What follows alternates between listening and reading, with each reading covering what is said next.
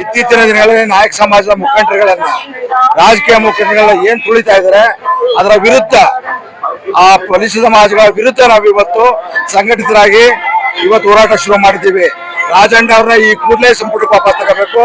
ವಾಪಸ್ ತಗೊಳ್ಳದೆ ಹೋದ್ರೆ ಇಡೀ ರಾಜ್ಯಾದ್ಯಂತ ನಾವು ಚಳವಳಿಗಳನ್ನ ಪ್ರಾರಂಭ ಮಾಡ್ತೀವಿ. ಏನ್ ಶ್ರೀರಾಮುಲು ಹಿಡಿದು ಇವತ್ತು ರಾಜಣ್ಣ ಅವ್ರಿಗೆ ಮಾಡಿದೀವಿ, ಏನು ಇವತ್ತು ದಯಾನಂದ ಹಿಡಿದು ರವಿಚಂದ್ರನ್ ಅವ್ರಿಗೆ ಮತ್ತೆ ಸಣ್ಣ ಸಣ್ಣ ಅಧಿಕಾರಿಗಳಿಗೆ ಅನ್ಯಾಯ ಮಾಡ್ತಾ ಇದ್ರಿ. ಅದರ ವಿರುದ್ಧ ಇವತ್ತು ನಾಯಕ ಜನಾಂಗ ಸಂಘಟಿತವಾಗಿದೆ. ನಾವು ಇದ್ರ ವಿರುದ್ಧ ಹೋರಾಟ ಮಾಡ್ತಾ ಇದ್ದೀವಿ. ಈ ಕೂಡಲೇ ಆಗಿರೋ ನ್ಯಾಯ ಸರಿಪಡಿಸಬೇಕು ಅಂದ್ರೆ ರಾಜಣ್ಣ ಅವ್ರನ್ನ ಮತ್ತೆ ಸಂಪುಟ ತಗೋಬೇಕು.